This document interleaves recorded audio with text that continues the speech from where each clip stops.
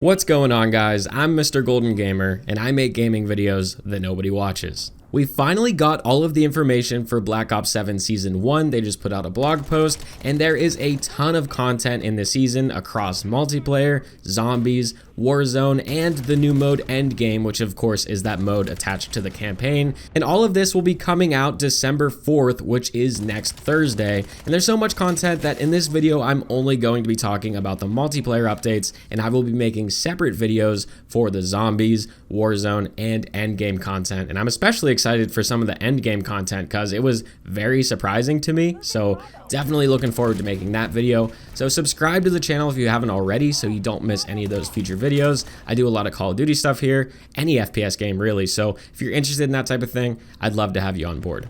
So as far as the Season 1 multiplayer content goes, I'm going to start by talking about the global content, things like weapons and attachments. And the first weapon is called the BO7, and it's an SMG, and you can unlock this in the Battle Pass on page 3. And this reminds me a lot of the MP7. It was clearly inspired by the MP7 with its design. And what's cool about all of the new guns that we're getting here in Black Ops 7 is because we now have the weapon prestige system, each new weapon has its own prestige attachment.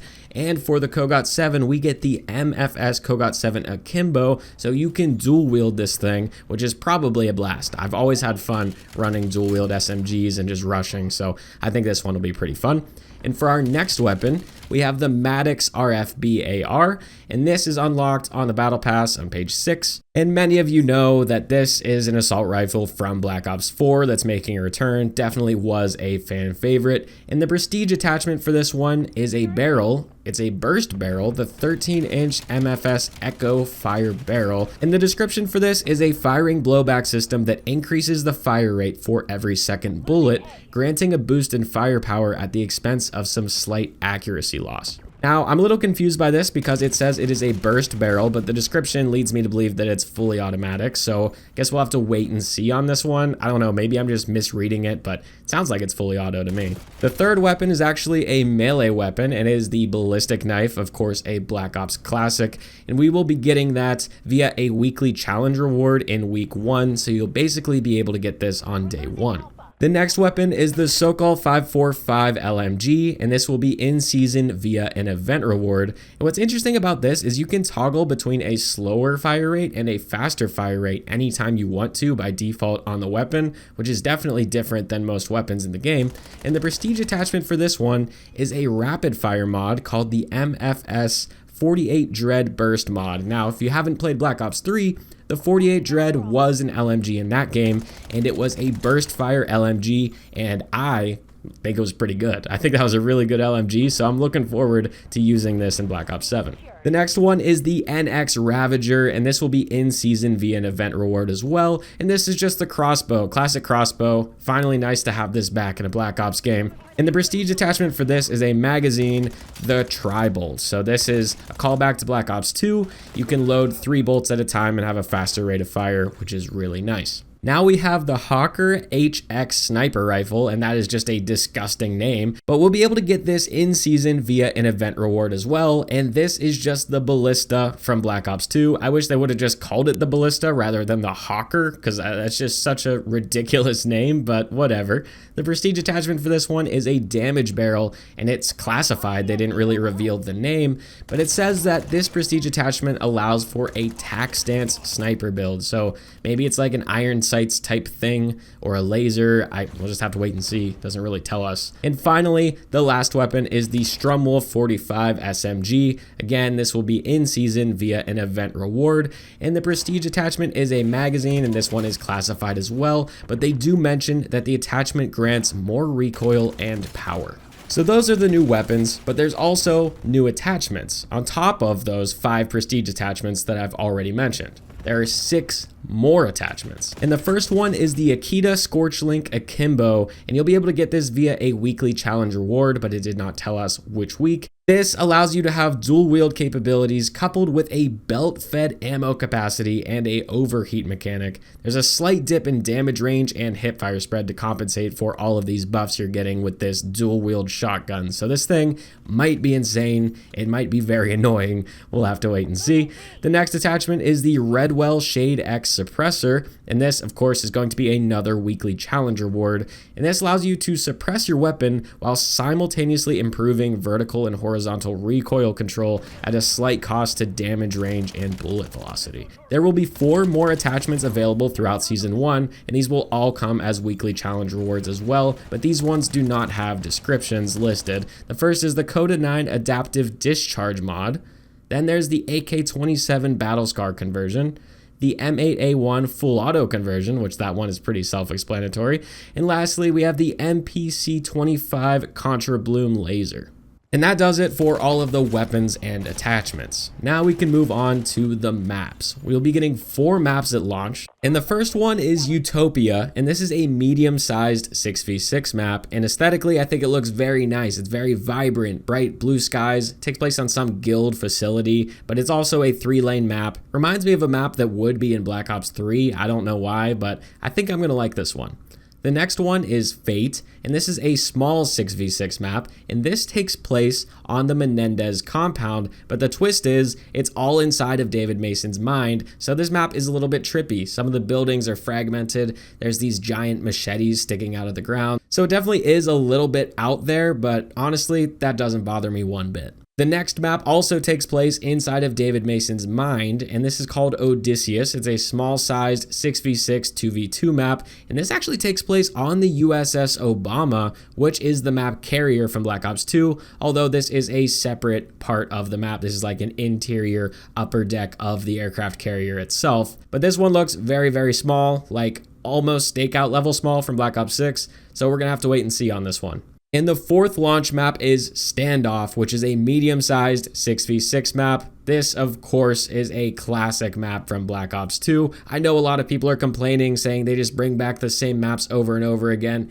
Keep bringing it back. Bring back Standoff in every Call of Duty from now until the end of time. I promise you, I will never complain. Standoff is such a good map, and I'm very excited to have it back in Black Ops 7. Then in season, we have a map variant, Slayjacked, which is a Christmas map variant of Hijacked, and I think this one looks very nice. It takes place at night. There's all these Christmas lights and decorations that really pop because of the night setting. It just looks really good, and I'm excited to play on that when that one drops. Then for mid-season, which is the Season 1 Reloaded update, we'll get some more maps. We'll get Yakai or Yakei, I don't really know how to pronounce it because it's Japanese. And this is a small-sized 6v6 2v2 map. Of course, this one takes place in Japan. The night setting with the city lights looks very good. I think it's a really aesthetically pleasing map. We'll have to wait and see how it plays. Whenever they list them as small sized and have the 6v6 and 2v2, I get a little bit nervous because I think they're going to play more like face-off maps than actual Call of Duty maps, but only time will tell. The next map is Meltdown, which is a medium-sized 6v6 map, and this is a remake from Black Ops 2, and this map, unlike Standoff, has never been brought back in any Call of Duty ever, which is surprising because Meltdown is a very good map. I really did enjoy this map back in the day, except when they brought it back this time, they decided to make it very overcast and dreary, and the colors don't really pop, which I don't know why they made that design decision, but regardless, I'm still excited for it. I just wish it looked a little bit better. This next one surprised me a little bit. Fringe from Black Ops 6 is making a return in this game, and if you didn't know, Fringe from Black Ops 6 was actually a remake of the Black Ops 3 map, Fringe, and it's one of the better maps in Black Ops 6, so I'm not mad that it's in this game. It's just a little bit surprising that they decided to do a carry forward map so early in the life cycle of Black Ops 7, but like I said, Fringe is going to play great with the wall jumps. I think it's going to be good. And lastly, they teased us with one more classified map variant. So of all the maps that they could make a variant of, I just feel like it's going to be Nuketown. I think that just makes sense. It's probably going to be Nuketown 2025 Holiday or some snowy version of Nuketown 2025, but maybe not. We'll have to wait and see, but let's be honest, it's probably going to be Nuketown.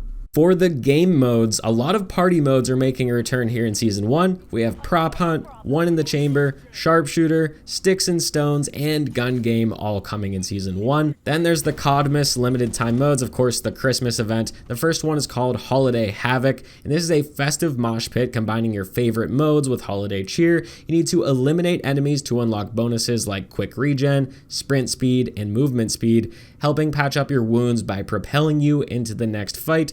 Holiday Care Package will also occasionally drop with a high chance for some top tier score streaks. Then the second holiday mode is called Snow Fight. It says arm yourself with snowballs replenished from piles scattered across the map and eliminate enemies by hitting them with snowballs to win the round, and there are no respawns in this mode. So it's basically a team deathmatch with no respawns with snowballs. Sounds like a good time to me. Then lastly, at the mid-season update, which of course is the Season 1 Reloaded update, we will get a new mode called Takeover, and they describe this as 2 teams of 6 fight over 3 neutral territories, earning a point for each zone they control. The highest score at the end wins the game. When all 3 of the zones are captured, there's a slight cooldown before all 3 territories move to a new set of locations within the map. So this sounds like a hybrid between hardpoint and domination, so it seems a little confusing. We'll have to see how it plays. Maybe it'll be really fun, but sounds like it's just going to be a bit of a mess, like a little chaotic, a little messy, but who knows? Maybe it'll be fun. There's a new score streak called the Deadeye Drone, and to get this, you'll need to get 575 score, and this is a remote piloted aerial drone equipped with a small magazine sniper rifle, and you can unlock this via a weekly challenge, but it does not specify which week. For overclocks, the first one is extended mag, a larger magazine for more shots, and then there is the Grenadier, which is an attached grenade for aerial bombing. They also announced a bunch of content kind of returning or carrying forward from Black Ops 6, which is a little surprising to me, and I don't quite know how I feel about it, but here's what will be carried forward, or rather introduced into Black Ops 7 in Season 1. So the first, we have the tactical of the shock charge, the lethal of the impact grenade, the lethal of the thermo grenade, field upgrade, morphine injector, which like, why are we carrying that forward? But anyway, field upgrade, tactical insurgent, and a bunch of score streaks. So for the score streaks, there is the Archangel launcher, the combat bow, death machine, dreadnought, grim reaper, SAM turret, strategic bomber, and war machine. So a little surprising. I kind of wish that they like did a reskin on these, but I'm sure they're not. I'm sure they're just going to return in their own form. To me, if they brought like the dreadnought back as the gunship or whatever you want to call it and gave it a futuristic aesthetic with like a cool plane or something like that, like the Lodestar back in Black Ops 2, I'd be all for that. But just like porting over score streaks in Black Ops 6, I don't need that. I don't know. I don't know how to feel. It's cool to have them. It's cool to have more to do, more score streaks to earn, but I don't know if I want the 90s themed score streaks in my futuristic game. But I don't know. Let me know in the comments how you feel about it. Throughout the video, you've heard me say that some things will be unlocked via weekly challenges. Well, if you weren't familiar, the Black Ops 7 weekly challenge system coming in Season 1 is the exact same system we had in Modern Warfare 3 2023, and this system was awesome. Basically, how it works is each week you get 6 challenges per mode, and if you complete a certain number of those challenges, you can unlock the reward for that week. And then if you unlock multiple weeks, you can work towards these bigger rewards by completing multiple weeks. So in this case, we will have 2 different weapon camouflages that we can work towards in Season 1.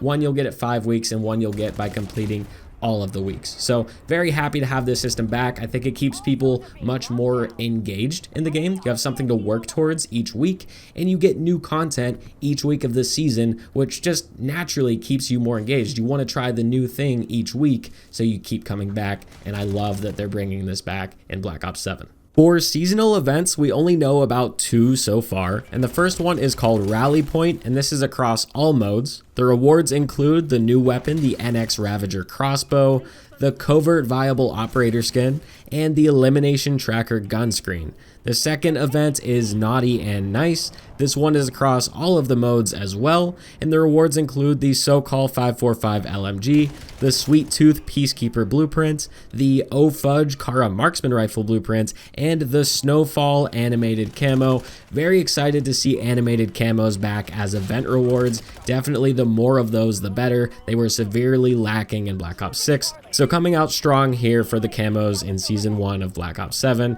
Definitely a welcomed change. So that about does it for all of the multiplayer updates for Season 1. Like I said, I will be doing several other videos at this point. The zombies content is insane, Warzone content's okay, and then some of this endgame stuff seems very interesting as well. So subscribe to the channel so you don't miss any of those. Once again, I'm Mr. Golden Gamer. Thank you so much for watching, and I'll catch you guys in the next one.